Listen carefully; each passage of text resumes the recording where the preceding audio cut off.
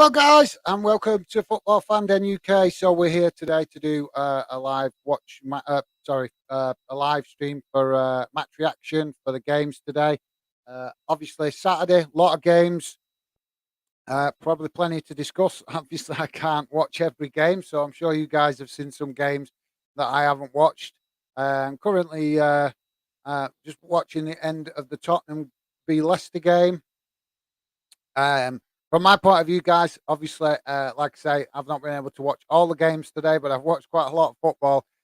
One thing that's standing out to me about today's game that really getting frustrated with is these penalty replays because of VAR.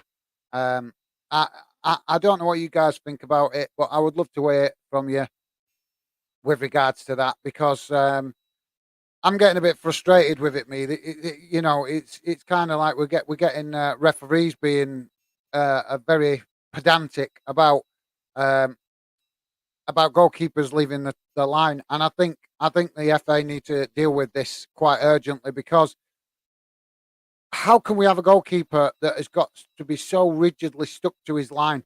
I don't get it. They're saying it's the law of the game, but for me, it's a stupid law, guys. It is an absolutely stupid rule because but when you have the football pitch, you have it marked out on the pitch where the goalkeeper's area is. And I get that you have to restrict the goalkeeper when a penalty is being taken, but as far as I'm concerned, once that referee blows that whistle, then the as far as I'm concerned, the player that's taking the free kick, taking the penalty, is allowed to move. So why is it that the FA are not allowing goalkeepers to move? They are being so stubborn with this rule of goalkeepers sticking on the line. And I find it really frustrating because we're talking inches and margins here, guys. We're talking fractions. Fractions. If a goalkeeper was running out to close the space, then fair enough, retake it. But when they step off the line just a couple of inches and then the referees are making them retake the penalty, it's just pedantic. It's just being absolutely pedantic. And you can't make any excuses for it because it just, to me, it's just a stupid rule, and it's spoiling the game. It is spoiling the game because I've just watched the penalty be retaken in the Tottenham Leicester game, and it was literally Lorius, the keeper, if I remember correctly, was fractions off the line, and he saved it, and then the referees called it back because of VAR and made him retake it. And I just think it's shocking that we're having this kind of um, you know, rule that's being enforced with no common sense. That's the reality. It's being enforced with absolutely no common sense. So yeah, so for me, guys, that's the one thing I'm frustrated with today, with regards to the games I've seen generally. Obviously, a lot more to say about the Bolton game. Whatever was going on with that referee in the Bolton game today is an absolute disgrace. Are these referees earning commission on giving out cards or what? A question has to be asked because the referee in the Bolton game against Peterborough was so card happy, it was unbelievable. I don't get it. I don't get it. It gave me the impression that he's getting commission. So, because when they dish out a red card or a yellow card, guys, they don't just dish out a card and give the player a ban or a match ban or totting up of yellow cards or a red card where they get a 3-match ban. They also actually get a fine. They get a financial fine. Now, I'm not sure whether the player pays the fine or the club pay the fine. I'm not sure, guys. But the fact of the matter is, the FA are using it to generate revenue. And that means that they're not necessarily enforcing the rules in the right way because they could be basically dishing out cards a lot easier for the slightest thing, just so that they make extra revenue. And now, if that is the case, that's an absolute disgrace. And it's also a misuse of their power because the FA is supposed to be managing the game on the best interests of fans and the best interests of football. not the best interest of their bank balance. So, you know, we need more discussion on this, guys. I want to hear what you guys have got to say about it. I want to hear if you've been watching a lower league game. Let me know. I want to hear from you. I want to hear what you're thinking of the referees in your game today or in recent games. Because, like I say, guys, plenty to discuss with regards to referees and these some of these decisions. If we're going to have VAR and stuff like that, we've got it's got to be used in the correct way. It can't be used to micromanage the game. It can't be done because you're changing the dynamics of the traditions of the game, and that's not right. So yeah, I want to hear from you guys if you've watched the game today. What you're thinking of the refereeing standards? Do you think the referees um, are basically, ruling the games with an iron fist, particularly in the lower leagues, particularly because, like I said, I've heard a lot of fans complain about standard of refereeing in the lower leagues, and it is poor. It is poor. Like I say, um, unfortunately, I haven't been watching enough of lower league games in the last couple of years, so I haven't been able to comment fairly. But I can certainly comment on the game I've seen today, and it's an absolute disgrace. Um, you cannot have referees dishing out this level of yellow cards. We seen today. I seen today, right, in the Bolton game where referee basically blow the whistle, and if the player showed any kind of what they would class as dissent, but challenging the referee in any way, then the referee was giving him a yellow card. So, in other words, not allowing the players to come over and speak to him. He was dishing out yellow cards like they were Toffees guys. So we do need to discuss that. We need to discuss how this VAR is being used. Um, I want to hear from you what your thoughts are, guys. Are you frustrated with the standard of refereeing in the last couple of years? Do you think it's improving the game using VAR? Do you think it's not improving the game? I want to hear from you. Like I say, for me, the VAR is being misused because it's being used to micromanage the game. And that is just spoiling the traditions of the game, guys. We all want correct decisions. Don't get me wrong. As fans, we want correct decisions. Of course we do. Oh, and Tottenham just missed the sitter. Absolute sitter they've just missed. If you're not watching the Tottenham game, it's 4-2 guys to Tottenham. Leicester, I don't know what's going on with Leicester. They're in all kinds of trouble at the minute, and the rest of it is they're not playing at the worst in this game. They're actually looking half decent, even though Tottenham are just looking too strong for them. To be fair, um, but yeah, I want to hear from you guys with regards to the VAR and the referee standards across the leagues. Um, if you've been watching any of the Scottish football today, I want to hear from you guys. I know there's been a few controversies in Scotland with regards to minute silence and stuff like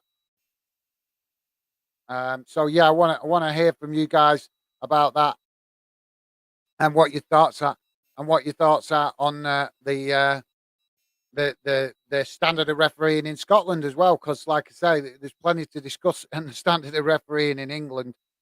So yeah, let me know your thoughts, guys.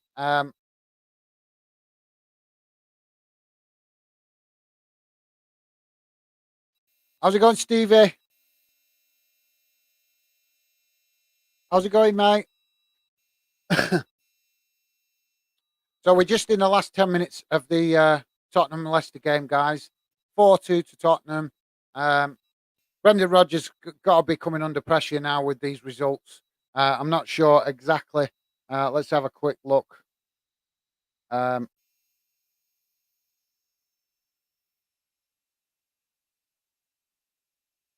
just bear with me a second, guys. I'm gonna bring it up now.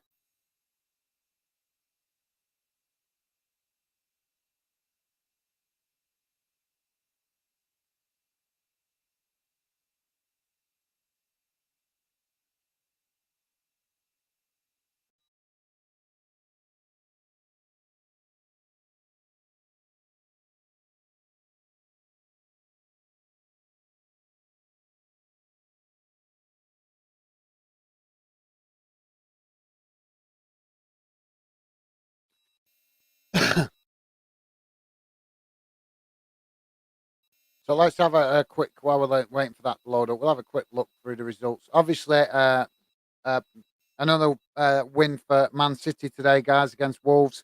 I'm sure some of you guys have seen that. What the Wolves player was thinking with that tackle on Jack Grealish, I do not know. That was kind of a crazy tackle, that, and I think he regretted it. I think he knew straight after, because he's had his head in his hands. I think he knew how daft he was going into that tackle with his foot up like that. It's not, the right decision was made. He was shown a red, um, deservedly so. But I don't think he'll be doing that anytime soon in a rush. But yeah, that's kind of once in a while thing, really, with a tackle like that. It doesn't happen too much in the game, but we do need to make sure that these players, um, obviously, give everything they've got, and I think that's why he did it. I think that's why he's gone in with his foot so high, because he's pumped. He's wanting to do well for his team, and he's just simply misjudged the tackle. Absolute cracking goal here from Son, guys. He just uh, swung it in from just, I think it was just outside the box. Nice goal, and that puts Tottenham 5-2 up. So yeah, um, obviously Leicester on the end of um, another defeat. So yeah, I'll just have a quick look on my phone for Leicester, because that's not loading up. So yeah, 5-2 Tottenham now, guys. Um, I'm sure Leicester need to. I think Brendan Rodgers is on borrowed time. Really, it's this result could cost him his job. I'd love to know what you guys think. Just bear me a second, guys. I will come to the comments in a sec. I'm just wanting to quickly check Leicester's results.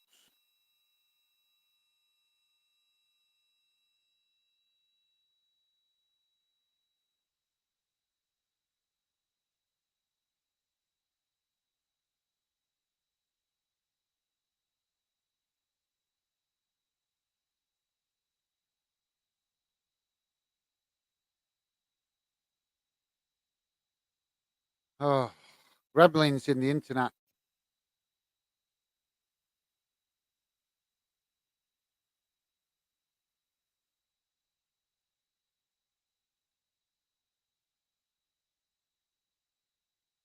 Oh, I'm having all the technological gremlins at the minute.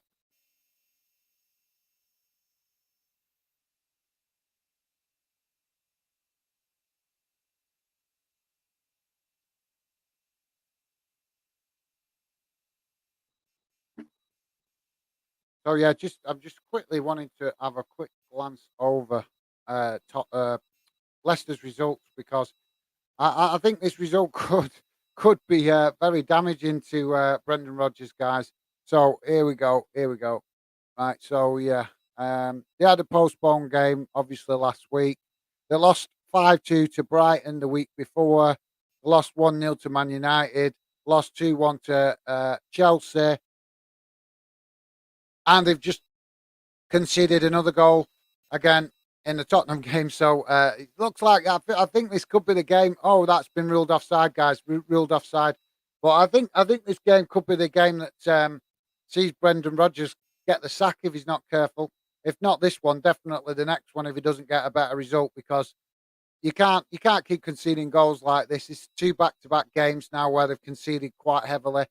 And I'm sure there would have been question marks asked by the Leicester fans with regards to conceding 5 goals against Brighton. With all respect to Brighton, obviously Brighton doing quite well this season. They've been doing quite well overall for the last couple of seasons, to be fair. But yeah, it's just been checked by far. But they did show the red, they did put the flag up, guys. I will come to the comments in a minute, guys. I'm just seeing what the decision is given on this goal.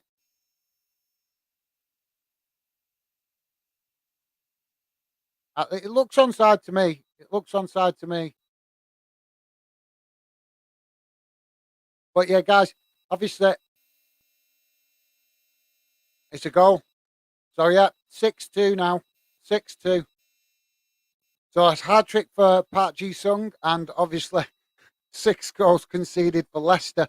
They're in big trouble, big trouble. So obviously some fans are going to say it's because of obviously Leicester never strengthened in the summer. They did. I think they only brought about 1 or 2 players in. So they left it late to do the transfer business that they did. I know they sold 1 or 2 players, key players as well. So yeah, um, it's going to be interesting to see over the next couple of days what happens. Whether we see Brendan Rodgers getting the sack, because it's definitely looking like he's on dangerous ground. Guys, please do hit that like button if you could. It's very much appreciated. Helps with the visibility on YouTube. I don't like keep mentioning it, as I said on previous streams, but unfortunately, I do have to keep chucking it in there when we do these live streams. So if you could, it would be appreciated, guys. Let's see what you guys in the chat are saying. Elliot Samuels. Hi, guys, mate. How's it going, Elliot? Great to have you in the stream, mate. Did you watch any games today? Let me know your thoughts on any of the games you saw today. Good, bad. Also, I want to hear your thoughts from all of you guys on the referees and the way VAR's being used.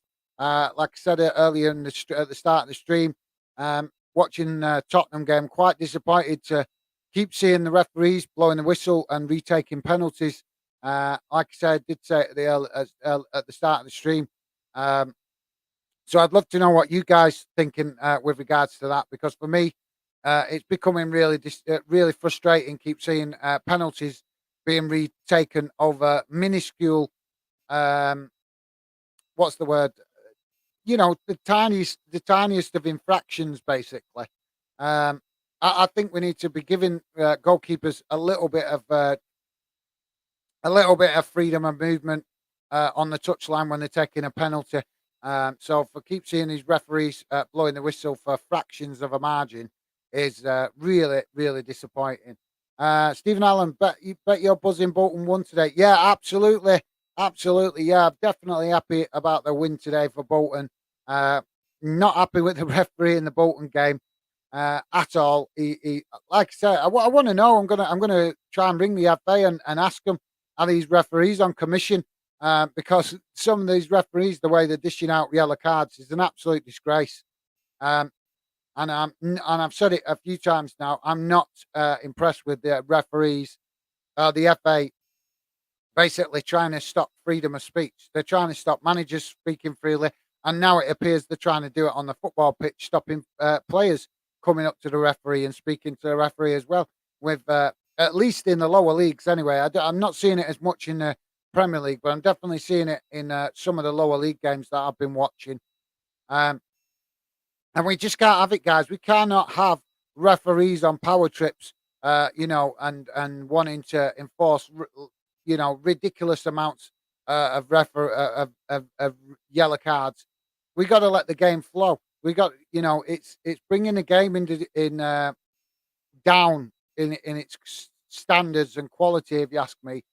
When you're having referees that are basically, trying to stop players approaching them to speak to them. And I don't see the problem. If players are respectful and they approach the referee in the right way, then why should they not be allowed to approach the referee and speak to him? Why should that not be allowed? It's an absolute disgrace that these referees are stopping that. Like I said, I've not seen it so much in the Premier League, but it definitely seems to be creeping into the game in the lower leagues. So, like I said, I'd love to know your thoughts on that, guys. So we're in the 91st minute, 4 minutes added time, and it's 6-2 still. Looks like Leicester are in really big trouble. I think the bottom of the league now. So obviously they're gonna be struggling for points. Bottom of the league. This is the 5th defeat in a row, guys. 55th defeat in a row.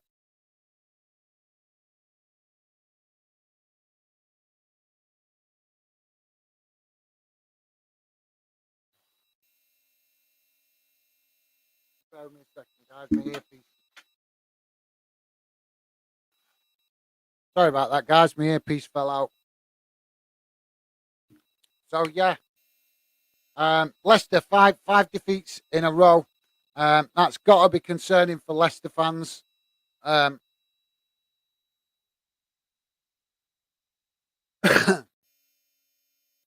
so yeah, like I said, guys,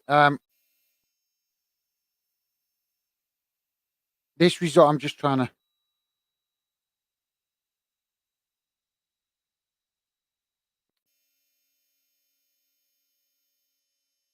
Stevie, if you could come and plug this in. Is that plugged in? Yeah, it's plugged in, isn't it? So yeah, sorry guys, my computer's frozen on me. That's about right, isn't it? So yeah, like I say, guys, big trouble for Leicester with regards to their it's frozen. With regards to obviously their results, so I want to hear from you guys. Do you think Brendan Rodgers is basically on the verge of getting sacked? You could, and obviously these owners of football clubs not got a lot of patience as far as defeats are concerned, and it's very concerning for Leicester.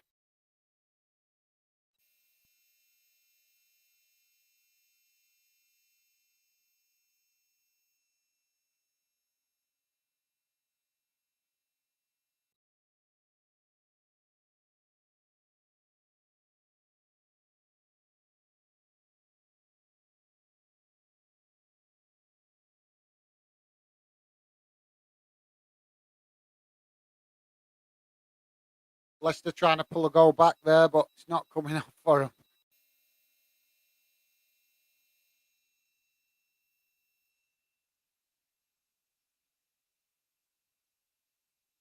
Begs the question what they're doing on the training ground when clubs are conceding so many goals in a short space of time.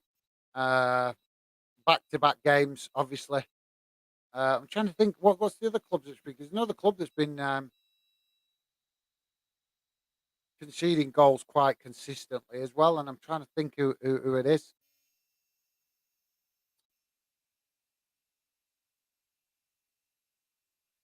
So yeah, that's full time, guys. 3 points for Tottenham and another defeat for Leicester. So I'm sure, obviously, you guys that have been to any games today, I want to hear from you. Obviously, lots to discuss. It's it's helpful if I hear from you guys. To be fair, it's very hard to keep conversation going when you're sitting here talking on your own. But I'm sure I'll get better at it with practice. Hopefully.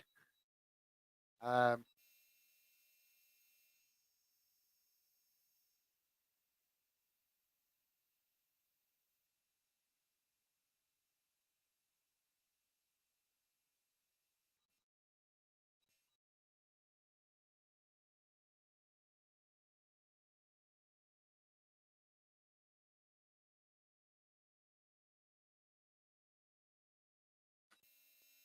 so yeah, guys. Some interesting results today. Obviously, um, big result in the championship today with Swansea beating Hull. Hull look like they're going to be having a tough season if they don't get their act together. They looked okay in the first half, but in the second half they just capitulated. Um, and one of the goals that they conceded, it's kind of suggested that they've got some serious work to do on the training ground with regards to defending.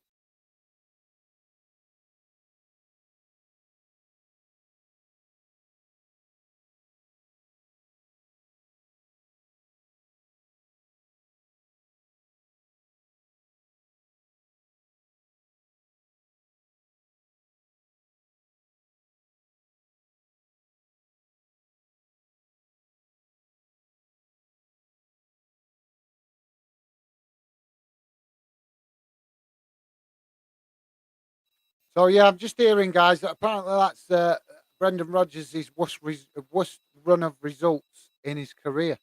So yeah, I think the pressure is definitely going to be on him after this results.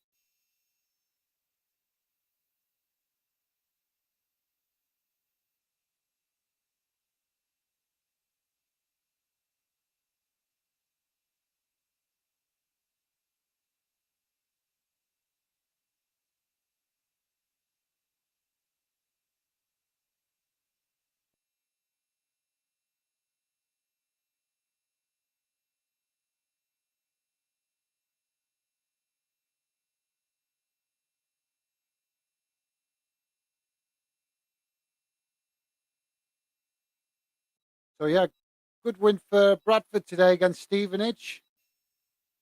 3-0 win.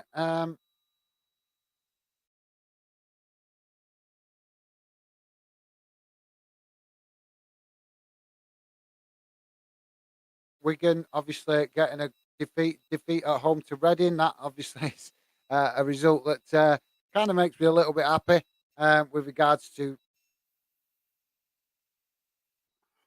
That's not working. It's saying keeps coming in my ear. Please charge. So yes, guys, let's hopefully have some of you join the chat very shortly. Like I say, obviously, I'm going to stick to what I've obviously spoke of what I've seen today. So I watched the whole game with Swansea. Like I say, poor defensive display in the second half from Hull. They definitely need to get on the training ground and start working on some of their defensive stuff. Um, then obviously watched the Bolton game. Great win for Bolton. We actually looked really strong today, and quite ambitious in front of goal. Um, Obviously, Peterborough put up a stubborn resistance, but Bolton managed to score. I think it was about the 85th minute we scored um, with a deflected goal.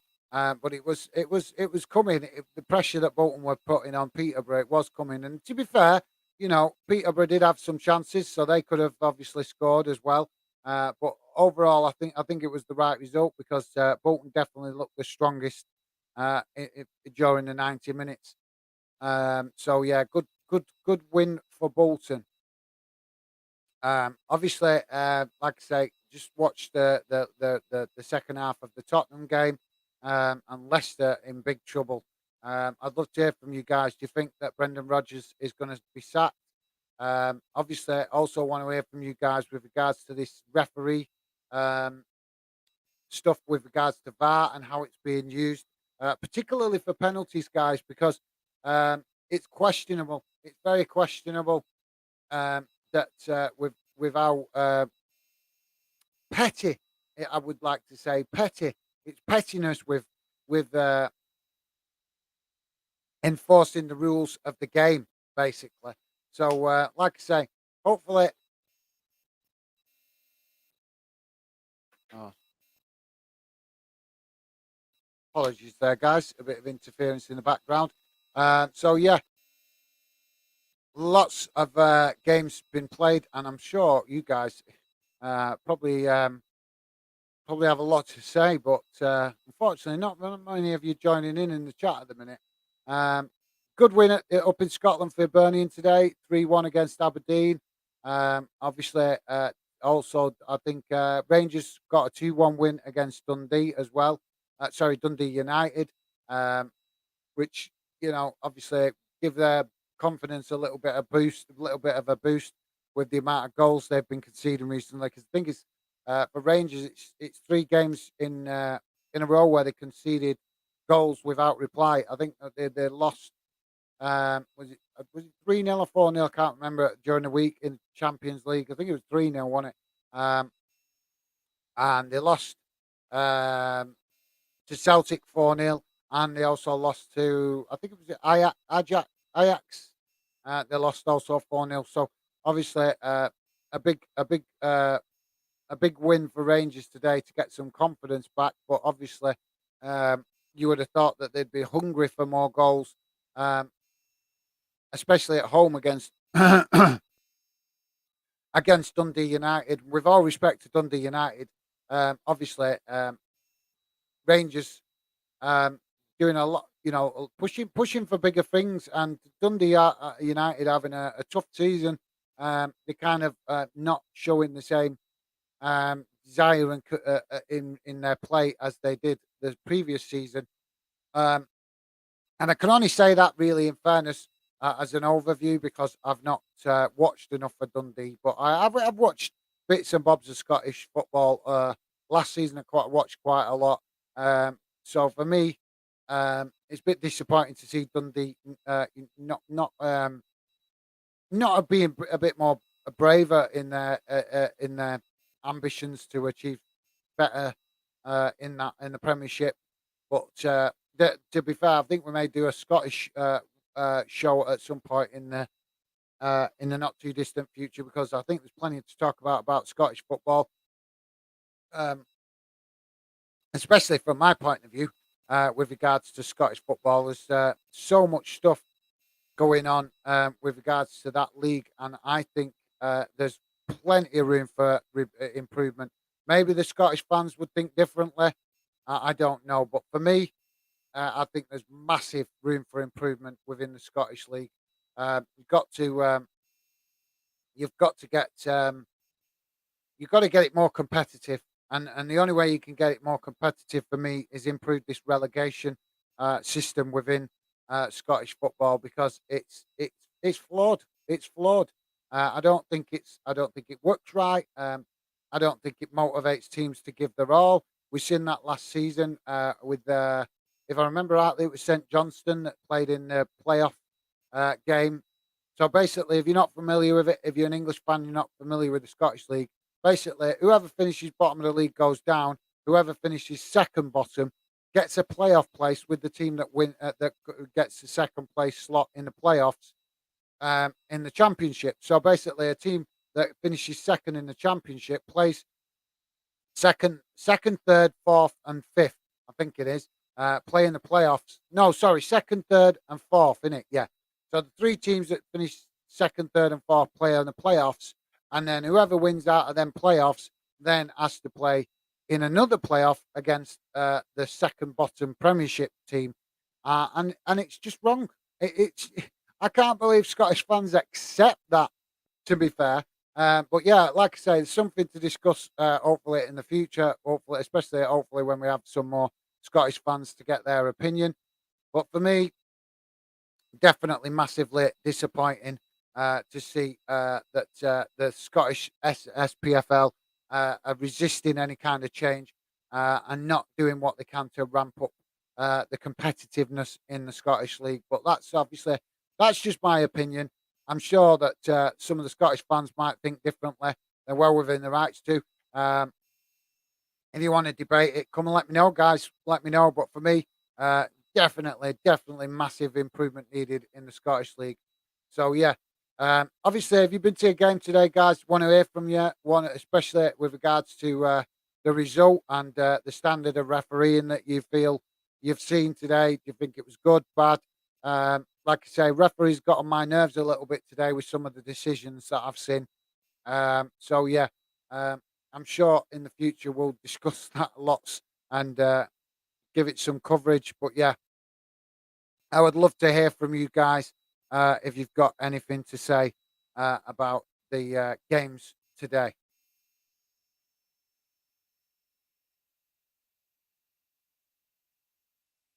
So I know another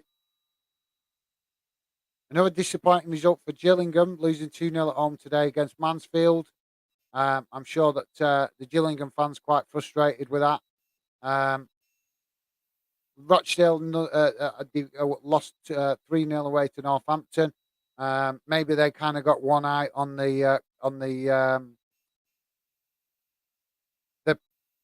the cup game they've got in midweek, because they've got a game. If I remember right, I think they drew Manchester City in the cup, so that's their next game. So yeah, obviously, maybe one or two get clubs today had a bit of an eye on the cup competition coming up. Specifically, I'm talking about lower leagues.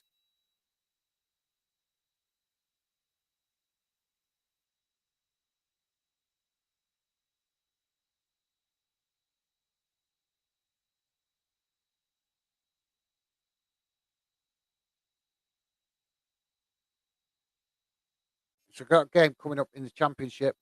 Um,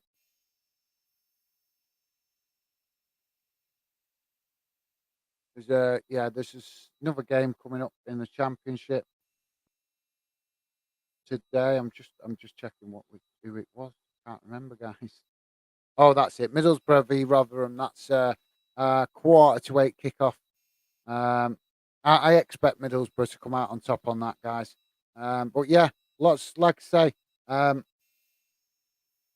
Let's quickly run over the results because not having a lot of conversation coming from the chat. So Like I said, we discussed, obviously, we briefly discussed earlier about the Wolves v Man City game. I'm sure there'll be lots of analysts and lots of analysation with regards to that. Um, Brighton v Crystal Palace postponed. Um, not sure why. And that's a big game that actually as well, because most of the fans for Brighton and Crystal Palace see that game as a derby, which is bizarre because obviously they're not towns that are next to each other, but for some reason there is a strange rivalry in that game. Newcastle won, drew 1-1 with Bournemouth. Not a bad result. Newcastle doing a lot better this season up to now. I'm just sure they're disappointed not to get all 3 points at home to Bournemouth, but still, they're making themselves more difficult to beat. They're not losing games like they were last season and the season before. They're actually keeping themselves in games and managing to scrape results or coming close to scraping results. I watched them the other week against Liverpool, and they played quite well. They did play quite well, so they deserved. They do deserve some credit where it's where it's needed, because like I say, as I'm sure you guys agree, in the last few seasons Newcastle have been kind of the whipping boys a little bit, so it's good to see them doing much better this season and actually competing better and like I say, keeping themselves in games. Obviously we just watched the Tottenham Leicester game 6-2. I think Brendan Rodgers is definitely going to be feeling the pressure after that result. In the Scottish League, Hibs 3, Aberdeen 1. Good win for Hibs at home to Aberdeen. I've not seen obviously the Scottish games, but I will say this: for me, Aberdeen massively underachieving the last couple of seasons. They need to get their act together.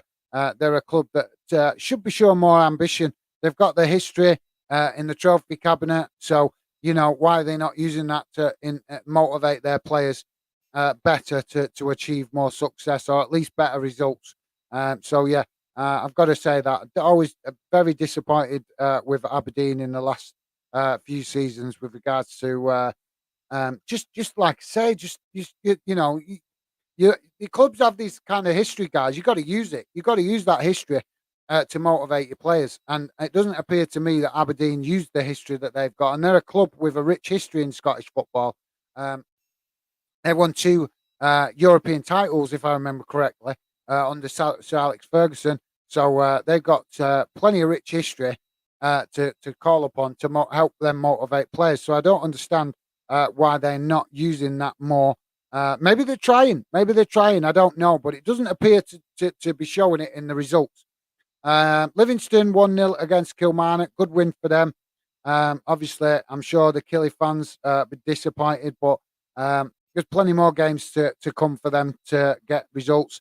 Obviously, we spoke about Rangers and Dundee 2-1 to Rangers. St Johnstone, Ross County finished 0-0, so obviously they share the spoils. Onto the English Championship, Swansea City 3, Hull City 0. We just did talk about that earlier. Obviously, like I said, I did watch that game. And Hull were massively disappointing, really disappointing. You can't travel all the way across the country and put in such a poor defensive display like that. You got fans that are spending good money that's costing them a small fortune, to be fair, to travel from Hull to Swansea. It's right across the country, so it's not, and it's not like there's a direct motorway connection either. So it's a tough travel for any club coming from particularly Yorkshire to travel to Swansea. So obviously for me, I think it's definitely something that the whole fans should be questioning when the players put in such a poor defensive display. Birmingham City 0, Coventry 0. Obviously, they share the points. Disappointing to see Birmingham not improving. I think Birmingham could be doing much better. Burnley 2, Bristol City 1. Good win for Burnley. I think Burnley, it's a fair shout to say that they're going to be potentially coming straight back up, or potentially could be coming straight back up, if not this season. I think they'll definitely be in the shout for it next season. But obviously, they're also in need of it financially, because they've took on obviously quite a debt by being in the Premier League, and obviously that's something to discuss for another day. But uh, I'm just touching on it for now, guys. That we do need to discuss that with regards to clubs that go up in the Premier League uh, and getting themselves, they're getting this big amounts of money and yet managing to, you know, get themselves in ridiculous amounts of debt because they're trying to compete with the bigger clubs, which is just absolute madness when you get in such big paychecks in that league anyway. Huddersfield Town, 1-0 win against Cardiff City. That's a good win for Huddersfield. Another team, another club that I think will be pushing for promotion this season. Luton Town 2, Blackburn 0. That's a good result from my point of view, obviously being a Bolton fan. I've nothing really against Blackburn, to be fair, but obviously it's always nice to see local rivals, dropping points, especially considering it's from a Bolton point of view. I'm sure most Bolton fans would agree that we should be doing a bit better than the League One, and maybe we should be in the Championship. But obviously, that is something that the club are currently working on. Millwall 2, Blackpool 1. Obviously, good win for Millwall. Another club that potentially going to push for promotion. I think that a lot of fans, obviously, unless you're a Millwall fan, a lot of fans don't want to see Millwall do well. I've got nothing against Millwall, to be fair. And I think if they came up, they would definitely, if they went up into the Premier League, they would definitely, obviously, create a few headlines. Because a lot of people would probably not give them a chance to get promoted. But yeah, good win for them today. Norwich 1, West Brom 1. Kind of sharing the spoils. I think both clubs, not Norwich and West Brom, got lots to do to improve. Norwich obviously recently relegated from the Premier League. West Brom relegated from the Premier League. I think it was the season before. So obviously, I know West Brom fans quite frustrated with the run of results that they've been getting in the last year or so. So obviously, I don't think it's you can read too much into them two clubs. They're kind of on similar levels, so it's not a big surprise to see them share the spoils. Preston 0, Sheffield United 2. Good win away, a win away from home for Sheffield. Preston, for me, a club that always underachieve. They should be doing better than what they do. I think they're stuck in the Championship, and they don't seem to be showing enough ambition to get into the Premier League, from my point of view. But Preston fans might think differently. Queens Park Rangers 0, Stoke City 0. Obviously, another game where they share the spoils. QPR. Obviously, and Stoke, kind of again, same as Norwich and West Brom, similar level. So not a surprise to see that finishes a 0-0. Watford 2, Sunderland 2. Obviously, Sunderland doing quite well away from home to get a draw against Watford. And I think both of them clubs will obviously be wanting to get more wins on the board. Wigan 0, Reading 1. Good away win for Reading. Obviously, I'm not disappointed to see that Wigan have had a defeat from my point of view. But obviously, I'm saying that with my Bolton hat on, if you like. And obviously, the Middlesbrough Rotherham game still to be played. In the ladies' game, Man United women's won today 4-0 against Reading. So obviously, good win. I don't keep too much up to date with the ladies' game at the minute because I think it's still developing. But yeah, we obviously we can give that consideration in the future if there's fans that are interested in that. League One, some interesting results. Accrington 1, Cheltenham 0. So obviously a good win at home for Accrington. Bolton, obviously a good win at home against Peterborough. We spoke about that game earlier. Big game. Big amount of goals. Sorry, in the game. Bristol Rovers, Lincoln City. 9 goals in that, guys. It finished 3 to Bristol, 6 to Lincoln. So Lincoln with 6 goals away from home is, I'm sure Lincoln City fans will be pretty buzzing with that. Cambridge United lost at home to Barnsley 3-0. Derby County, good win for Derby. Good to see Derby get a win on the board. Obviously, I'm sure the fans for Derby will be glad to see that with the difficulties that the club have been through in the last year or two. It's been a really tough time for all Derby fans. So obviously, hope the Derby fans are buzzing with that result. Exeter losing away to 2-0, losing at home 2-0 to Bristol. Burton. Fleetwood 1, Charlton Athletic 1.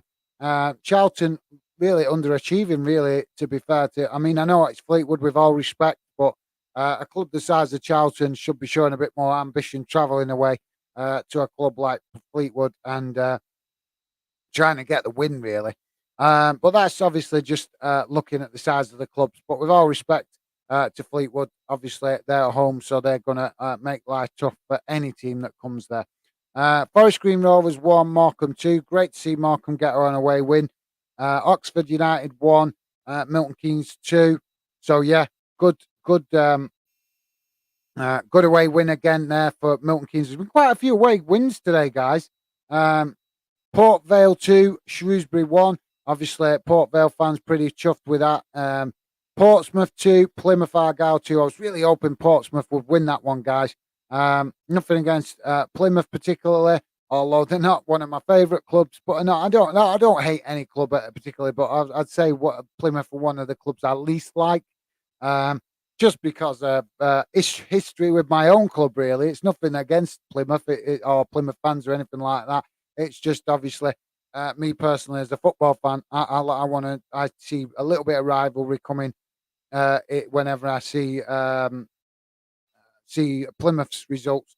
Obviously, I love to see Bolton get good results against them, and in recent years we haven't. So it's left me a little bit bitter and sore against Plymouth, if I'm honest. But normally I've got nothing against them.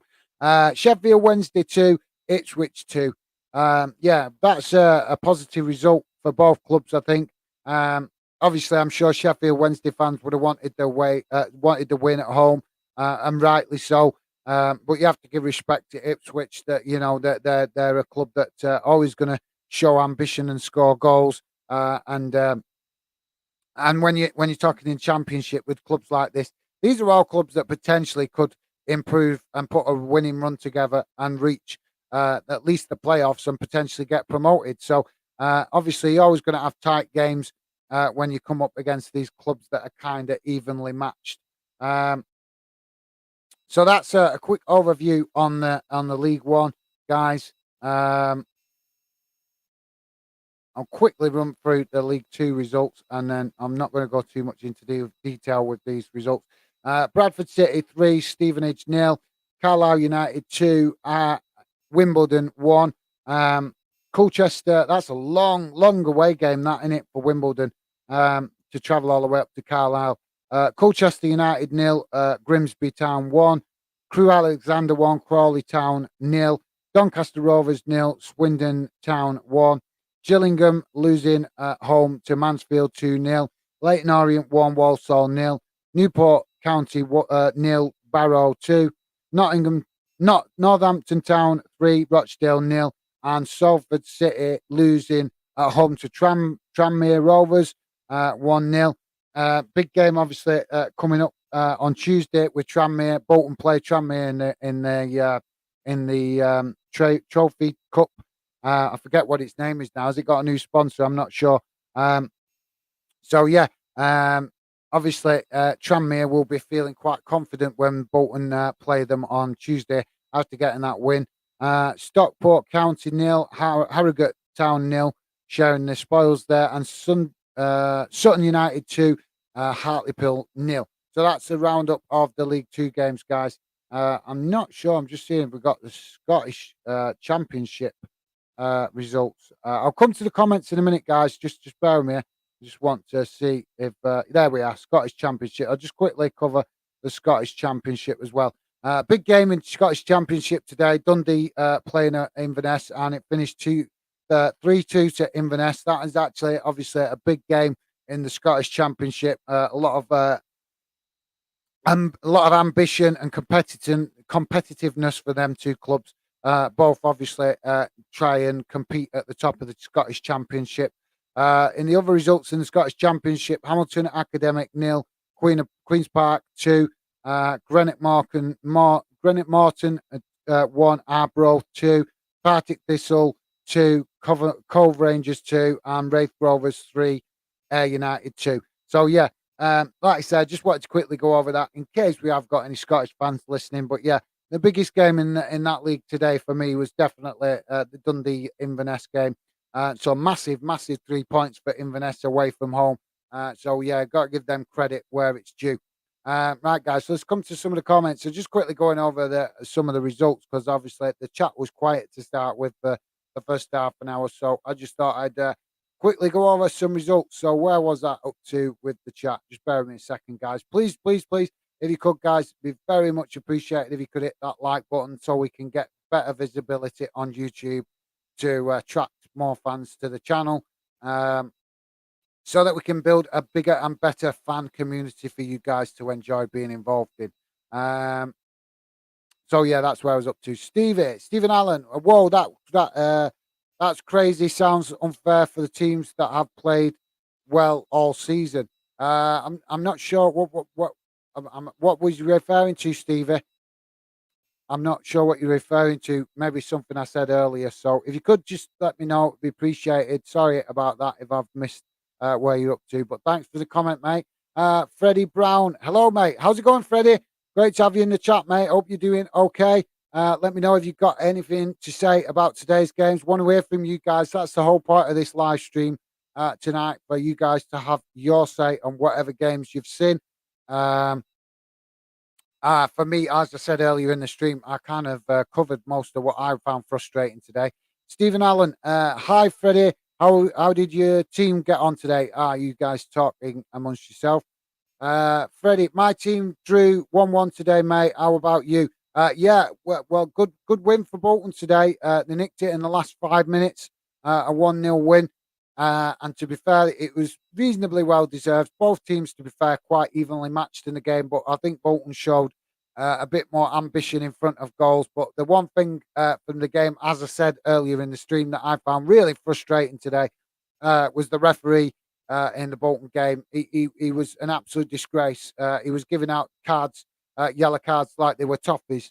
And I thought it was shocking because we can't have that. We can't have referees just giving out yellow cards just because players want to speak to them. That's what he did today, guys. He gave out yellow cards because when he blew the whistle for a decision and the players walked up to him to query or to ask about the decision being made, he'd just show them a yellow card before they even got to him. Now that I'm sorry, but that's a referee that's on a big power trip for me. He's not refereeing the game in the best interest of the game. He's refereeing the game and making it known that he's the one in charge, and not necessarily handing out cards where they're rightfully deserved. So yeah, Freddie, who did you play today? What was the game that your team played today? If you could let me know, mate. Dylan, how's it going, mate? Hi guys, really sorry that I am late. Hope you're doing well, mate. Like I said yesterday, mate, never need to apologize. I appreciate you guys coming getting involved whenever you can. So never feel like you need to apologize. But yeah, thanks, Dylan. I've got to learn these Saturday streams at the minute are kind of going to be experimental because I've got to learn when is the best time to stream. I really don't know. I don't know whether to stream 3 o'clock. If I'm not working, because it will work around whether I've got work commitments on Saturdays, but I am going to be trying to do more streams. So I do, obviously Saturday's always a big football day, so I will try to, but I will be kind of moving these streams around on Saturdays. I'm not sure whether they're going to work out better to do them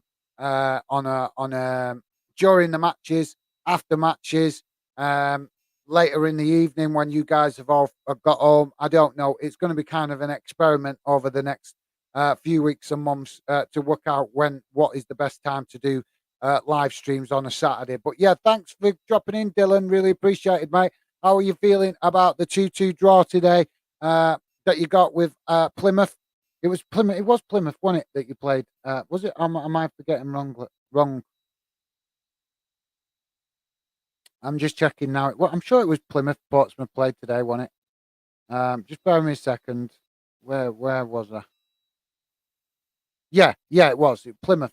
So yeah, Dylan, let me know, you mate, your thoughts on the game. You happy with the result? Was it a fair result? Obviously, you'd know better because I presume you watched that game, mate. I was busy watching Bolton, so looks like it was an interesting game, at least with 4 goals. But I would have liked to have seen Portsmouth win that one, preferably being at home. Like I say, with all respect to Plymouth, nothing against them, but um, I would love to see Portsmouth getting back into the Championship, obviously alongside Bolton. So yeah, let me know your thoughts, Dylan, on your team's performance today and the result. Stephen Allen, that's good. At least you take a point. My team was won today. Yeah, absolutely good win today for Bolton. And obviously, if you can't win it, guys, getting a draw is better than a loss. So yeah, Freddie saying even better for you that you got 3 points. Yeah, absolutely good. 3 points today for Bolton. Freddie, like I said, mate, if you could let me know who your team were playing today. PFC Dylan is saying Bolton Wanderers v Tranmere in the Papa John's Trophy. Yeah, mate, on Tuesday. I'm going to do a stream on Tuesday, hopefully, if sorry, if work commitments permit. I am hoping to do a stream on Tuesday for that game. So hopefully you guys will drop in if I am streaming. I'm just not sure whether it be a match watch along or a post match reaction because, like I say, it depends on work commitments. But yeah, that's a massive game in regards of the Papa John's Trophy. I would like to see Bolton go for a trophy this week season in the cup, and that is a cup that obviously it's not the most prestigious cup, but it's still a trophy, and winning trophies gets that winning mentality going. So, for clubs like Bolton, Portsmouth, Ipswich, Sheffield United, Sheffield Wednesday, these kind of clubs. Obviously there's the list of games, Ipswich. There's loads of clubs that potentially could win that competition and should be putting a lot more ambition into winning it. Because, like I say, it might not generate the clubs the biggest amount of finance, but winning football games is not just about money. It's about building that winning mentality within the squad. It's about motivating the team and getting the team to have belief in themselves. And if they can go and win what obviously a lot of football fans perceive as a lesser competition, it doesn't matter. It's a trophy, and winning trophies encourages players to get more ambitious and want to win more trophies. So for me, that is a competition that all clubs that play in it, with the exception of the Premier League clubs, because I don't particularly agree with the under-21s playing in that. I don't like it. I think it's disrespectful to the competition, and I think it's disrespectful to the other clubs in the competition. So I'm never ever going to like the fact of the under-21s playing in that competition. But I suppose it's better to have that sacrifice, guys, rather than them having the under-21s teams being put into the lower leagues, which is what they was talking about a while back. So I suppose we've got to be grateful for small mercies. Thanks for that, Dylan. Stephen Allen, I was referring to the Scottish playoffs. You was talking about. Right. I'm with you. Sorry. I'm sorry, Stevie. Sorry, I'm just catching my breath there. Don't realise just how much when doing these live streams, guys, get a dry mouth. It's absolutely crazy. Maybe it's because I talk too much. I don't know. Um, Sorry, I'm just backtracking here. Right, yeah, sorry, I'm just catching up with what was talking about there.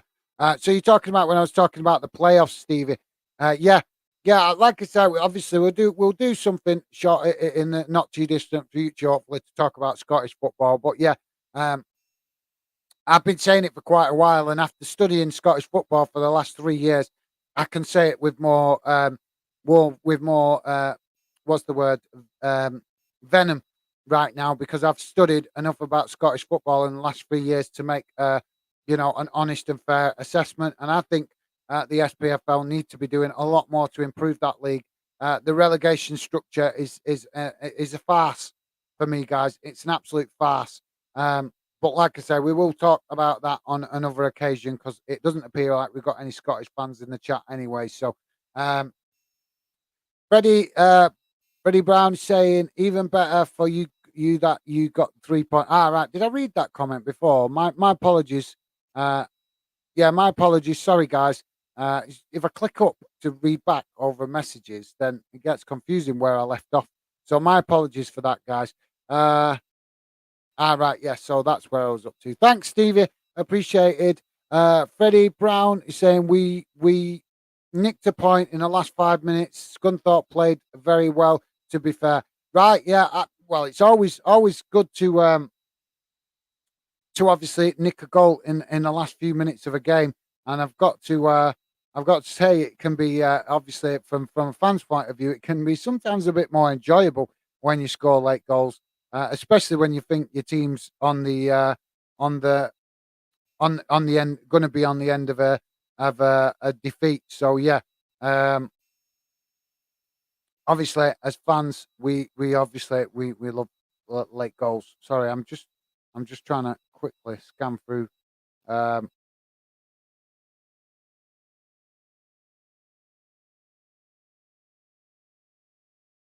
so yeah, sorry guys. Yeah.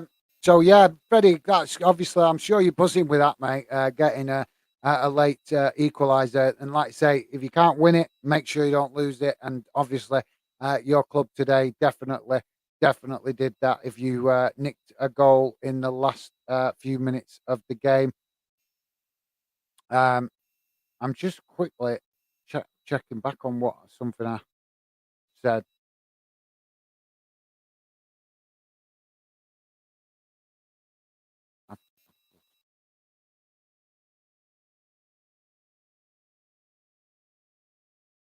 So yeah, I'll leave that, guys. So Freddie Scunthorpe v York. Yeah, we was talking about that last night, weren't we, mate? Obviously, I know you've been a bit frustrated with the results um, of late. So obviously, getting something is better than getting nothing. And hopefully that late goal will absolutely give the confidence, give the place a massive boost of confidence, mate. And maybe it will benefit you guys in the next game. But yeah, great to see you getting a point on the board, mate. But just stay positive. Stay positive. Like I say, points better than nothing. I know you would have preferred the win, especially at home. But like I say, if you can't win it, don't lose it. And it looks like your team at least did that today. Dylan is saying, lucky to get a point. We went 1-0 up, then gave up. Uh, then gave up. Our players started bickering and causing arguments with each other. Plymouth took the lead, and our players started blaming each other. Um, all right, I think you mean in first half. Is that first half? Right. So after that, Plymouth went down to 10 men, and we equalised through an own goal. Right. So obviously, quite a bit went off in that game from what you're telling me today. Um, Guys, for the Papa John's Trophy, the under-21s don't play in it anymore. It's the Premier League reserve side. Well, under-21s reserves, same thing to be fair, mate. But you get what I mean. I don't agree with it. I don't agree with reserve teams. I don't agree with under-21s teams. If they're going to play in it, play. They can play it as just the club. And if they want to put out the reserve team, then that's up to the club themselves, but it shouldn't be set in stone that it's the reserve team or the under-21s team. So for me, no, I'm not a big fan of it, mate. I'm not a big fan of those big clubs being involved in that competition and putting out. Basically, they're using it, mate. They're using it to develop players. They're not using it because they want to compete in it. They're using it because they want to use the competition to develop players. And don't get me wrong, I've got nothing wrong with developing players. But why should that be coming at a cost to clubs like lower league clubs that desperately need the revenue and need more competitions that help them generate better revenue? And then basically we're changing all the cup competitions to suit the needs of the Premier League clubs. So that's why I'm not happy about it, mate. It's not just the Papa John's Trophy. It's the FA Cup. It's the Carabao Cup. They're changing the dynamics of these competitions to suit the needs of the Premier League clubs, or not even the needs, the wants of the Premier League club. And I'm sorry, but I don't agree with it. I just do not agree with it. I think that each club should be treated equally across the board as far as the FA is concerned. They should not be giving preferential treatment to particular clubs like Premier League clubs. But yeah, I've nothing against the competition, and appreciate you correcting me, Dylan. But to me, under 21s or reserves, it's the same thing in it, really. They just, they're being politically correct by changing the words. Let's be honest, even if they change the word to the reserve side, it still means the under 21s, doesn't it? Because it's an opportunity for the likes of Manchester United, Liverpool, these kind of clubs to play the fringe players that are not getting enough game time at their respective club in the first team. So for me, why should lower league clubs tolerate a competition being diminished by these big Premier League clubs being able to use it just to develop players? It's not right. I don't agree with it, and I'll never agree with it.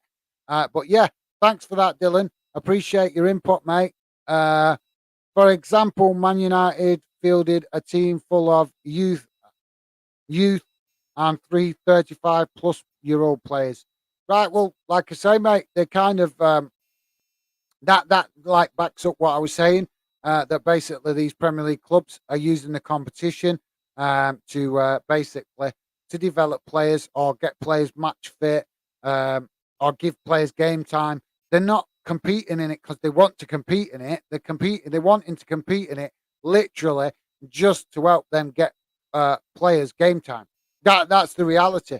So I'm not being funny, but how is that fair to the competition? How is that fair to the fans that support clubs like Portsmouth, Bolton, Ipswich, Plymouth, whoever it is, Tranmere? These clubs work hard, just as hard, to compete and to improve and to try and generate improved income. So why should they be being belittled by having to play Premier League clubs that only want to put a club in their club in that competition to get players match fit or to give you players game time and stuff like that? So yeah, that's just my opinion. Obviously, everybody's different. You guys might have a different opinion. I respect your opinion. I might not agree with it, and I'm not expecting you guys to agree with my opinion. I'm just explaining from my point of view. I don't agree with players with the Premier League clubs putting out reserve teams, under 21 teams in official competitions. If they want an under 21s tournament, create one. If they want a reserve team tournament, create one. Don't disrespect lower league clubs that are working hard to improve their squad, improve their team, and improve their standing within football by allowing Premier Leagues to come into a competition disrespectfully like that. But like I say, that's just my opinion.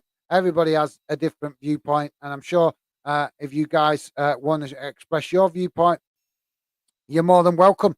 Like I say, I'll respect your opinion. I might not agree with it, but I'll respect your opinion. And I don't expect you guys to agree with my opinion. I'm just expressing it.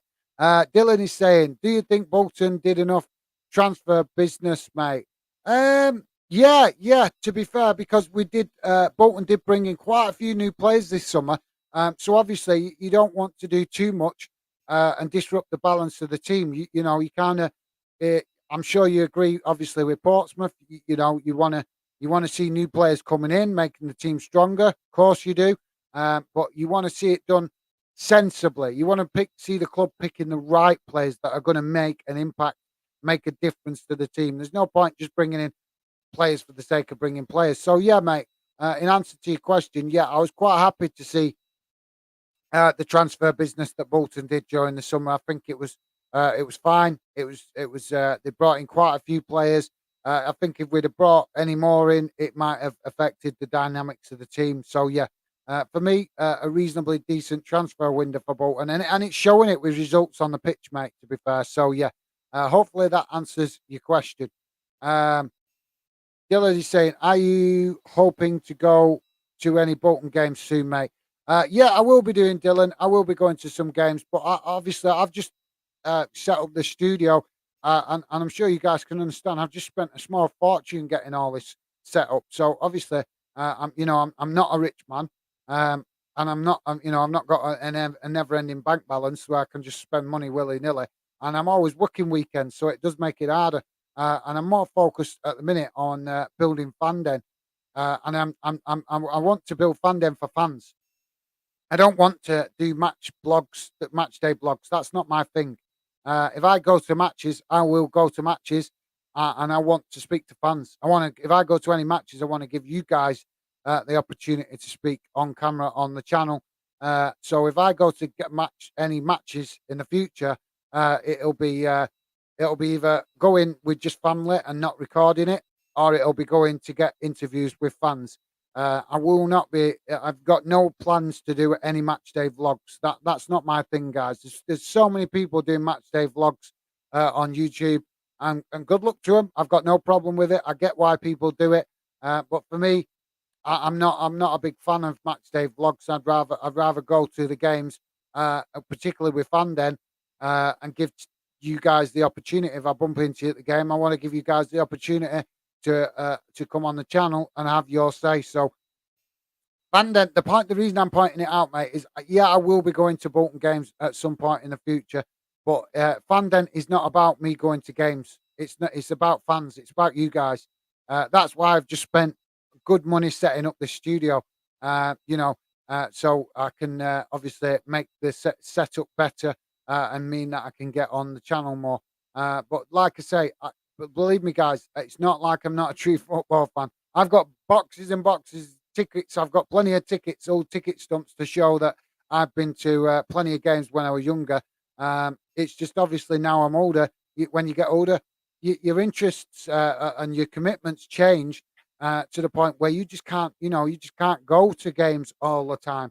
And like I say, I've just spent a small fortune on this studio, so I just haven't really got the money to spare at the minute to go to games consistently. But in the future, I will be going to games to get fans on the channel. So, like I say, just keep being honest with you guys. With all respect, I get that some fans like match day blogs, but that's not what fandom's going to be about. We're not. I'm not doing building fandom to do match day vlogs. I'm building fandom for fans. So the whole part of this channel is to let you guys speak. I'm sitting here now because most fans don't want to be on camera. If I could get fans to come and talk on the channel, I'd have you on the channel. But unfortunately, a lot of fans are afraid of a camera. Don't ask me why. I don't understand it because I'm not a big fan of being on camera, but I do it because I'm passionate about football. I care about the future of football and I care about how fans are treated in football. That is why I'm sitting here in front of you right now. So, obviously, I respect that everybody's different and everybody has a different point of view. But for me, this channel is supposed to be about fans. But first, before I can expect to get fans coming on the channel, I got to build up the audience. And the only way I can get a building up the audience is keep doing live streams and keep coming on the channel. So that's my main focus at the minute. Like I say, I will be going to games at some point in the future, Dylan. But yeah, I'm kind of finding it rather frustrating. People keep asking me about games because I've been to loads of games when I was younger, absolutely loads of games, and I'm not like some other YouTubers that are out there that are doing YouTube that never go to games and have openly admitted that they never go to games and never even been to the stadium of their own club. I'm mentioning no names. I'm sure you guys are well aware of who I'm talking about, but there is fans out there doing YouTube that have never even been to a game. Never. No offense, but I've been to plenty of games when I was younger. But like I say, my focus is building this channel for you guys to get involved in, to have your say. This is your platform to come and speak. Your team is making you happy. This channel is here for you to come and express that. If your team is making you unhappy, this channel is here for you to come and express that. That is why I'm building fandom. So, like I say, I'm not trying to be off with anybody. I'm just explaining that the channel is not about me going to Bolton games. I went to a game in the second season of doing fandom. I went to 2 games that I didn't film. I didn't film them. And why? Because I went with family. And I didn't want to put my family in that awkward position of me filming because My family want to go to a game to enjoy as a family going and watching a football game and having an evening out watching games. Because obviously most of the games I go to these days tend to be night games, just simply because of my work commitments. But yeah, hopefully that answers your question, Dylan. Like I say, mate, I will be going to games in the future as fandom grows, but it's not going to watch Bolton, particularly anyway, is not what fandom's about. Fandom is about fans, and if I was wanting to make it about Bolton, I would have done a Bolton fan channel, and that's not my ambition. My ambition is to do something that makes a difference for fans, makes football better for fans. I'm not saying I'm going to achieve it. I'm not saying it's going to be a success. What I am saying is my ambition is to do that, is to create a channel that helps fans have a better voice in football, be heard better in football. There's too much in football where we're hearing these rich people, ex-footballers, stuff like that, making decisions and making comments about the future of the game, and fans are getting no consideration with that input. And that's what I want to try and build fandom for, to give fans a better opportunity to have their input listened to by the people that run football. And it's going to be, it's not going to be a 5 minute challenge to do this, guys. It's going to be a hard battle to make a channel like that. And the only way I can achieve it is with the fantastic support that I get from some of you guys now, and the fantastic support I hope that I will get in the future from more fans that we will hopefully add to the fandom community. So yeah, hopefully that answers your question, Dylan. Like I say, don't take my words the wrong way, mate. I will be going to games in the future. But like I say, fandom is not about me going to Bolton games. It's about you guys. That is why I keep doing these live streams, because I want to give you guys the opportunity to come on. And obviously, if it was up to me, I would be sitting here having fan debates. I'd be having a number of different fans on camera with me, and letting you guys have your say. But like I say, I keep coming across in the 3 years that I've been building fandom, I keep coming across the same problem over and over. Too many fans are scared to be on camera, and I don't get it. If you're passionate about football and you care about the future of the game and you care about your club, I don't understand why fans would allow a camera to be an obstacle for them to show their passion and enthusiasm and have the say on their finger on their club. I understand it. Some fans are younger. I get that. If you're younger, it's understandable that you might not have the confidence. But I'm not just finding it in younger fans. I'm finding it in older fans as well, where they just don't want to be on camera. So until I find more fans that are comfortable being on camera, unfortunately, you're just going to have to put up with staring at my face for the time being. But hopefully, in the future, we will grow fandom, and then I'll start to get more of fans coming on the channel and expressing their views and opinions about different football topics. Dylan is saying football is the fans, mate. Absolutely, definitely. Sorry to ask, Gaz. Was just wondering, as I know how passionate you are and your club. Yeah, mate. No problem. You no problem with asking. I'm probably just showing a little bit of frustration because I've had quite a few people asking me about that now, and I did make it quite clear when I started fandom that I wasn't building fandom for Bolton. I was building fandom for you guys, the fans. If I wanted to build a channel about Bolton, I would have called it, something to do with Bolton. I'm passionate about the future. I've spent my younger years watching football and enjoying it with my mates. Now I'm older. I want to be here to help fans come together to improve the fans' involvement in football. I'm not saying I'm going to achieve that, guys, but that is my ambition. I want to try and create this platform for you guys to come on and be part of the football community for real. We hear all the mainstream media talking about it all the time, but they don't actually put it into practice enough, in my opinion. So there's no problem with you asking that question, Dylan. No problem at all, mate. Like I say, in the future, I will be going to games, but right now, obviously, we're spending quite a bit of money setting up the new studio. I'm a bit stuck for cash to go to games at the minute. So, as much as I'd love to be going watching Bolton live at the stadium, it's not possible right now at the minute. But hopefully, later in the season, I will get to one or two games. We Max It Football. How's it going, mate? How's it going, JD? Thanks for dropping in, mate. Great to have you on the channel in the chat, guys. This is obviously I'm not sure. This is a good friend of mine. I Max It Football is his normal channel, but he also has We Max Football as well. So go and check that out. He's like I say. Well, I don't know. Last night on his stream, he was saying he has no friends. I class myself as his friend. So, but yeah, good mate and a very good YouTuber, guys, and also another YouTuber that passionately cares about football and fans being involved. So go and check out his channel. Obviously, you can see me on his channel with him sometimes, and JD will be occasionally on Fandom with me as well, as we do try to help each other as and when we can. We Max Football saying, just passing through. We'll share your vid now, mate. Thank you very much, JD. Appreciate it, mate. Like I said, I'm almost done it shortly anyway. I think not too much long on the stream. Just trying to start getting some consistency going. I spent the first 40 minutes talking to myself, which was quite hard. But I'm sure as the channel as I get more active on the channel, we'll start to hopefully grow the audience, and that'll make some of these streams a bit easier. We Max It Football. Well, you putting in practice. Great. Take your time. Yeah, mate. I think I just need to kind of learn myself to teach myself to try and relax a bit more when I do these kind of live streams. Maybe, like you say, I've just not had enough practice at it, so I do get a bit nervous.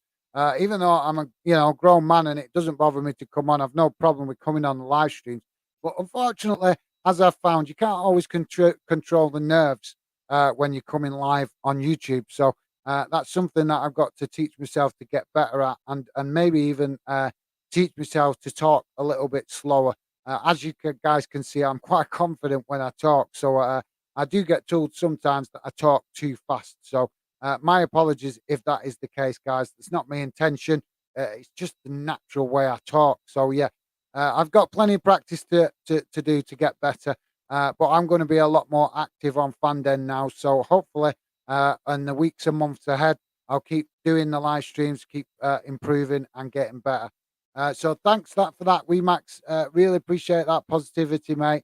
A bit tired, but had to come support. Thanks a lot, mate. Yeah, I appreciate you dropping in.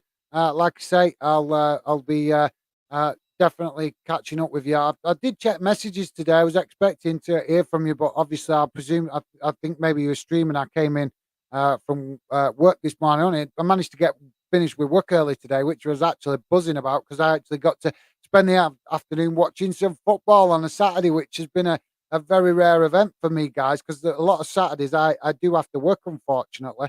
But I'm hoping over the next few weeks and months I'm going to have a lot more earlier finishes on Saturday, so I can basically come and do more live streams and also watch more football to get more in tune with what is going on in the football world.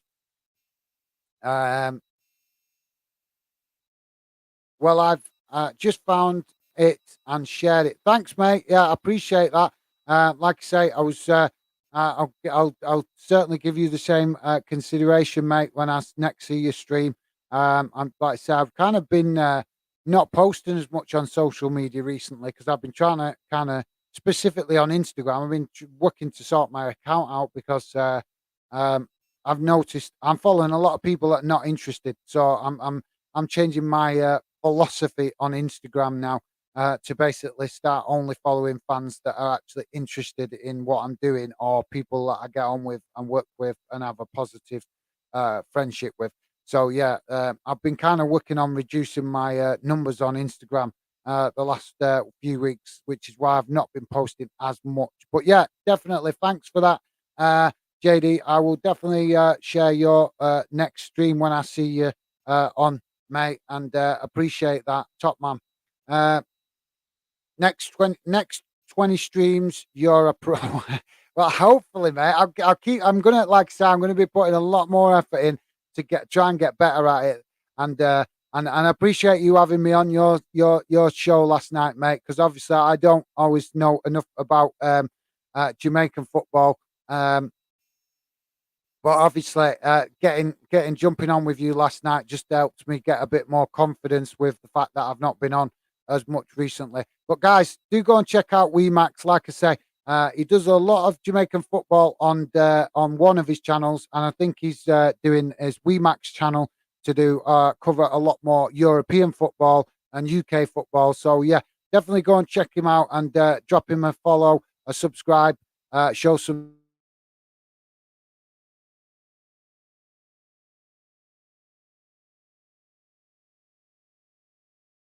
slightly different, obviously, with his um with his own ideas, if that's the right way to put it. Dylan is saying, bit of an odd question, mate. When you go to the football, what is your ideal pre-match grub, i.e., pie, burger, etc.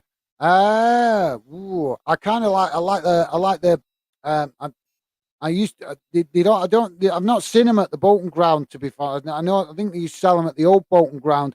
They used to sell the big hot dogs, and I kind of like them. I've always liked them. So yeah.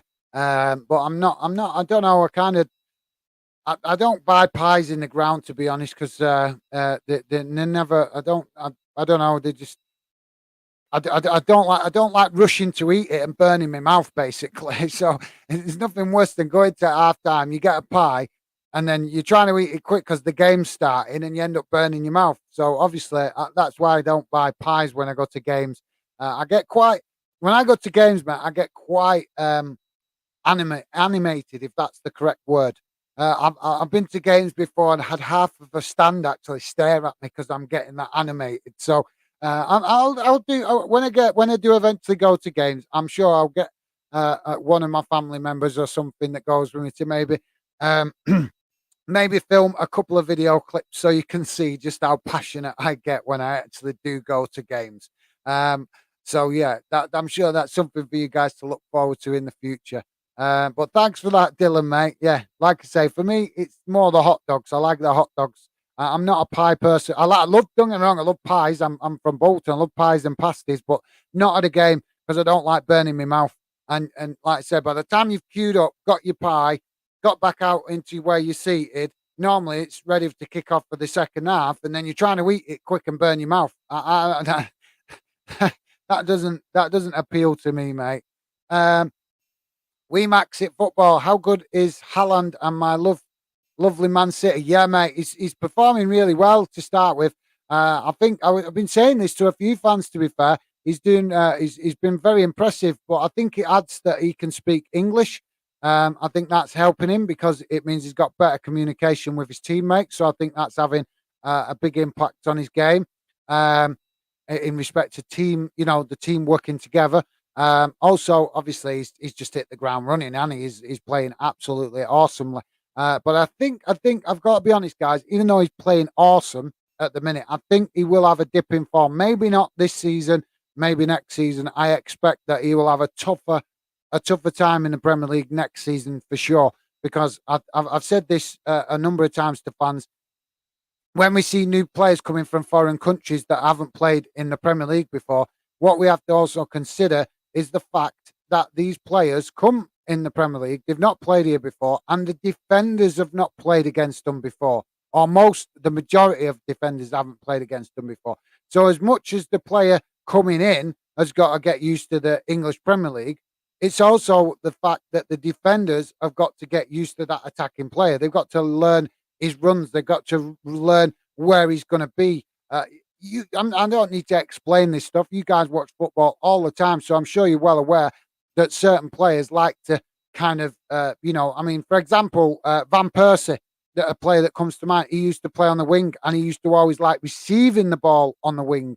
And he used to like coming darting in from the side and taking shots from angles and stuff like that. So I'm just making that as an example that certain players, certain attacking players like to receive the ball in certain positions, whether it's on the left, on the right, down the middle. And obviously it can take a while for the defenders to get to know that attacking player and the likes of how he's going to run.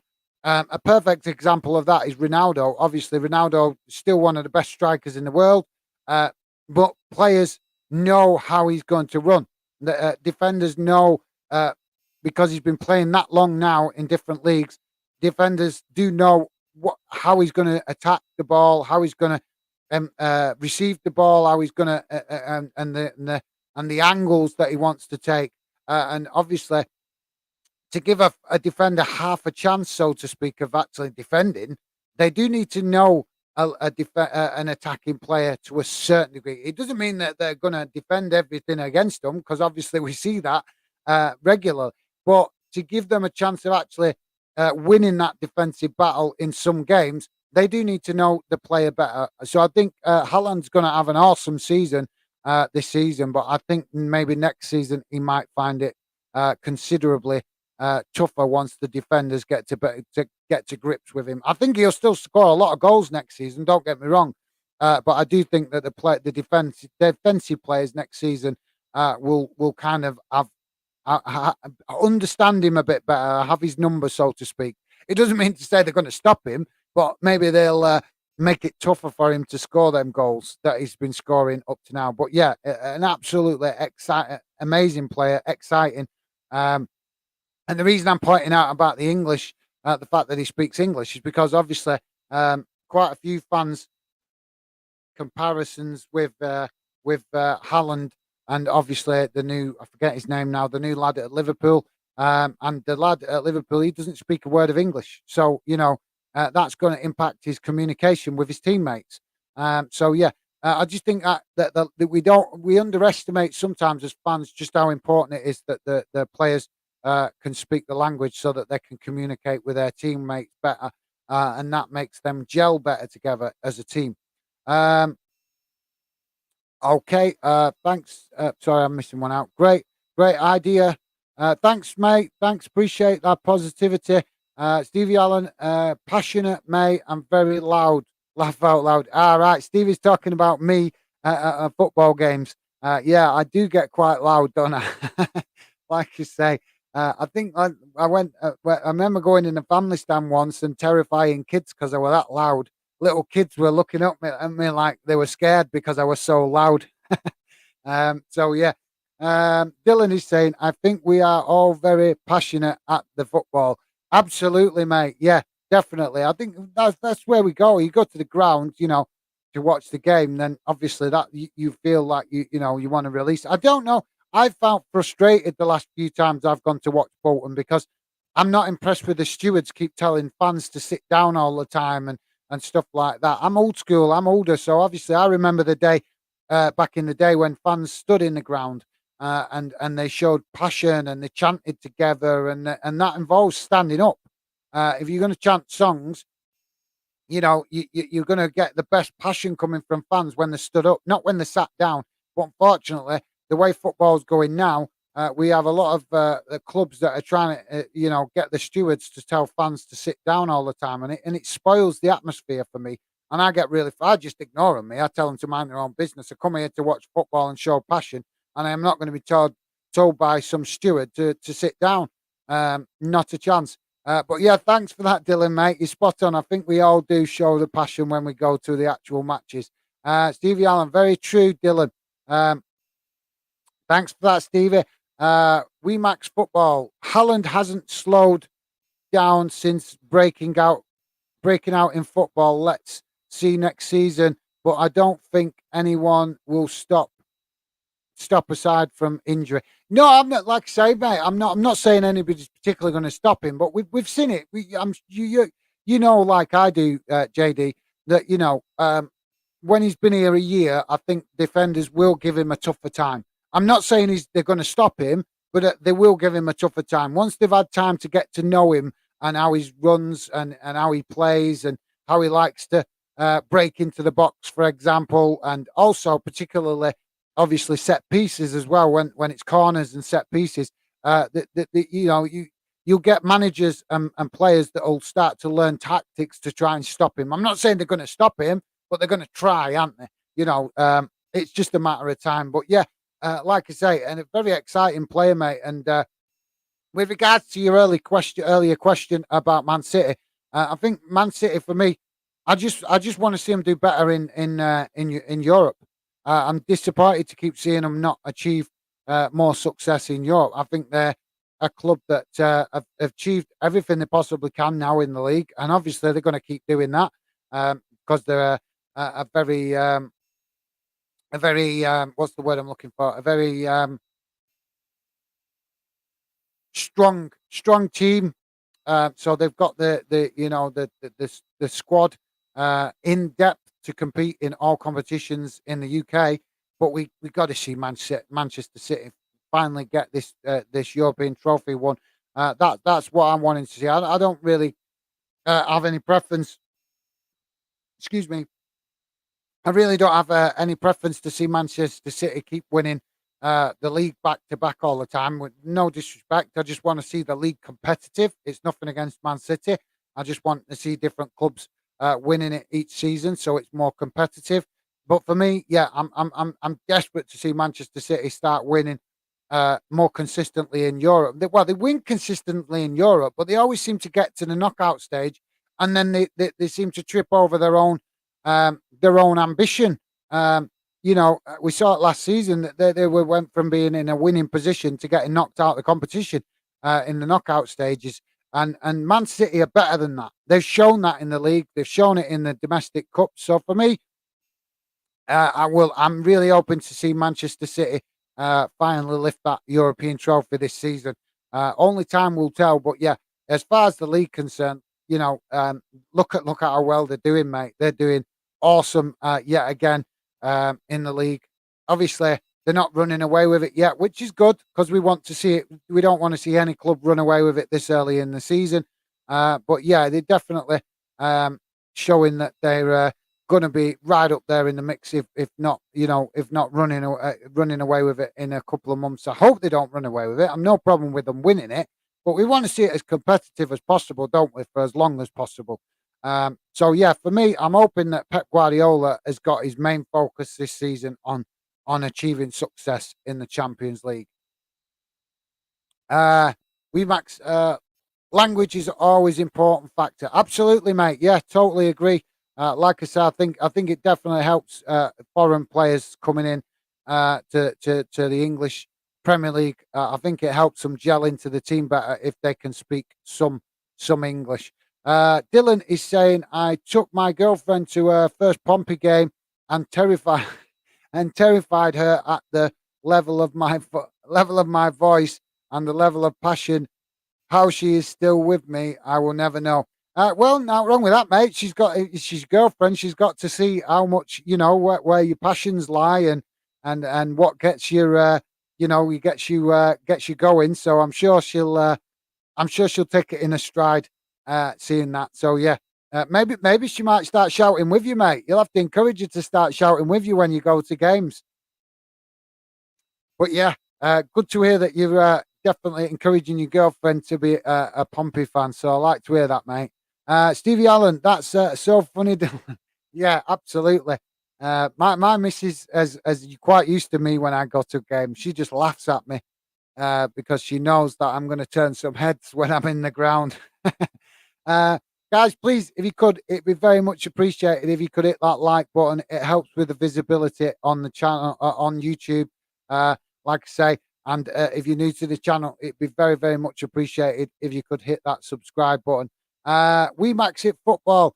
They made the final and the semi. Oh my God, you're doing my team so bad. We will soon. We will soon. I'm not doing them bad, mate. I just want to see them. I just want to see them do better in Europe. I want to see, Man City. Come on, you can understand it. They won the league last season. They won it not the season before, but the season before that. I think it was back to back. So they've won it. They've won it. I'm not disrespecting Man City. I just want to see them win what they haven't won yet, and they haven't won in Europe yet. So I want to see them win that. Do you get what I mean? I always like to see clubs that haven't won something win it. And it's kind of like when Leicester won the Premier League. I'm not a Leicester fan or anything like that, but I was buzzing to see a club win it that haven't won it. So for me, that just as a neutral, I just like to see different clubs winning because it helps, doesn't it? It helps with the rivalry. It helps with the competitiveness between fans. For example, I'm sure you guys have seen on social media some of the posts between Arsenal and Man United comparing trophy collections. This is why we want to see more clubs winning more trophies because it helps with the friendly banter between fans. You can say, oh well, my team won 6 trophies, or my team's won 8 Premier Leagues, or this, that, and the other. And I regularly see it between Arsenal and Man United fans comparing how many Premier League trophies each club has won. So yeah, for me, I would love to see, and I'm sure Manchester City fans will be doing it with Man United in the future when they've won more Premier League trophies. But for me, yeah, mate, nothing against Man City. I'm not disrespecting your team at all, mate. I'm just saying that I would love to see Man City win what they haven't won. And like I say, they've won the Premier League just recently. So for me, the big one this season that I think they should be focused on massively is the Champions League. I think they should be putting everything they can into winning that, and hopefully they do. But yeah, I've no problem with Man City, mate. Not at all, not at all. I'm just saying I'd like to see. I'm just being honest that I would like to see different clubs winning the Premier League. That's all. But thanks for that, mate. Dylan is saying we have Southampton at home in a few weeks, mate. Absolutely dreading it as I feel like we will get destroyed. I hope I'm wrong, though. No, mate, don't, mate. Be positive. You got nothing to lose in that game. Southampton are going to come to your place and be expected to win. They're going to be expected, and they're going to walk into that ground, and it's going to be a hostile ground because obviously the rivalry between Portsmouth and Southampton is quite well known, and you guys don't get to play each other much these days because obviously you're playing in different leagues. So I think that the Portsmouth fan are going to create a cauldron of noise, and that is going to be the the 12th man for Portsmouth, and it could make the difference, mate. So yeah, you should be going into that game confident. I think you should be going into that game confident, especially considering how well Portsmouth are doing in the league. You're up there near the top of the league. You're doing well, much better than last season, and you were worried in the summer, mate, because they're not signing no transfers, not doing enough transfer business. So I don't know. Maybe they're getting some special water or something from for the Pompey players, but you guys are definitely playing much better this season. A lot of confidence running through the team with the fact that you've been playing much better and you're further up the league than you was, and you potentially could win the league. Definitely in the contention to be promoted. So yeah, when that game comes round in a few weeks, you keep picking up points like you have in the league, mate. There's nothing to fear against Southampton. The pressure will be on them, and it's going to be at your ground. So I think the potential advantage is with Portsmouth simply because the pressure will be on Southampton with the expectation to win, just simply because they're a Premier League club. So yeah, have confidence, Dylan. There's no reason why Portsmouth can't win that, mate. Dylan saying, thanks, mate. It will be hard as she is actually a Norwich fan, but if I take her to a few more games, I am sure she will see where she belongs. Well, yeah, depends, mate. Where was she born? Is she born in Portsmouth or Norwich? Because if she's born in Norwich, then it's totally understandable why she would be supporting Norwich. So yeah, obviously I can understand why you would want her to be a Portsmouth fan. But yeah, if she's born in Portsmouth, then what is she doing supporting Norwich? She should be supporting Pompey if she's born in Portsmouth. So yeah, you'll have to let me know how you get on with that one, Dylan. Thanks for that, mate. Stevie Allen, Dylan, I like your thinking. Good luck with that one, mate. Yeah, it's going to be, you'll have to let us know with that one, Dylan. Definitely. It'll be interesting to hear from you, mate. So guys, I think we've covered obviously all comments, and all of you guys have appreciate you coming, dropping in, and getting involved in the stream. Obviously, like I say, got a lot to learn about doing the Saturday live streams because I'm not sure when what time is the best time to do it. So I'll probably experiment over the next few weeks and months. to see which is the best time. But you guys can always also share your input. Let me know your thoughts. And what I am going to start working on, or what I'm going to try and start working on, is to see if we can get a little bit of a fan panel together, get a few of you guys to maybe come on together so you feel more confident being on camera. And obviously, I will also try and arrange to do a stream where you guys can come on that don't want to be on camera, but you can come on and talk like a phone call type thing. So maybe we could try that.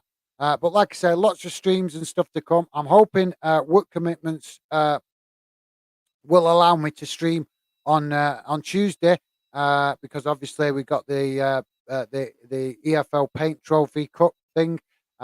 So yeah, hopefully I will be back streaming on Tuesday, yeah, for that competition. Also, guys, just before I go, check out the short I did. I did the very first short today. Obviously, I'm not very good at talking in shorts, but I thought I'd give it a try because obviously we need to get the channel moving forward, and obviously that is now a new key feature that YouTube have added. So it's not me; it's only me for about 40 seconds, just commenting on a game. But yeah, if you can just go and drop a like on that and check it out, it'd be very much appreciated. There might be a few more of them shorts coming yet. I don't know. See if I can get into it, but I'm gonna try and attack the channel in different ways to embrace the options that YouTube give us, and hopefully it'll help us grow the fandom community. I'll just read the last few comments out before I call it right. I'm only going to call it right because I want to go and grab some food, guys, before it gets too late. But yeah, Elliot Samuels is saying, great stream, mate. Thank you very much, Elliot. Appreciate that, mate. Thank you very much for dropping in and watching along. Always appreciate the support from you guys a lot, very much. Like I say, I keep doing these streams for you guys to come on and have your say. And I'm like I say, if you could just be patient with me, because like I said, I need practice. And the more I'm going to be streaming over the next few weeks and months, the more I'm going to get that practice. So just bear with me if you can, guys. Hopefully it won't be too long before I get better at this. I just need to find my rhythm, if you get my meaning. But yeah, massively appreciate all your support. Thanks a lot for that, Elliot. Dylan is saying, great stream, mate. I have to hop off now. Anyway, good to hear from you as always. No doubt I will speak to you on Instagram soon. Take care, mate. Absolutely, Dylan. Yeah, no worries, mate. Thank you very much for dropping in. Really, really appreciate all the support you guys give. And definitely appreciate you getting involved in the chat because, like I say, while I'm learning to get better at these live streams, you guys firing questions and comments in the chat helps me create better conversation and get react to your comments. So that's about it from me, guys. Like I say, massive thank you for all your comments and your positivity in the chat. Hopefully you'll join me on the next stream, which hopefully will be Tuesday. But yeah, that's about it for me, guys. I want to just obviously add at the end just to say, stay safe out there, guys, and keep dropping in when you get the chance. And hopefully I will also speak to some of you guys on social media as well. So that's it for me now, guys. Take care, and I will speak to you again soon. Bye for now.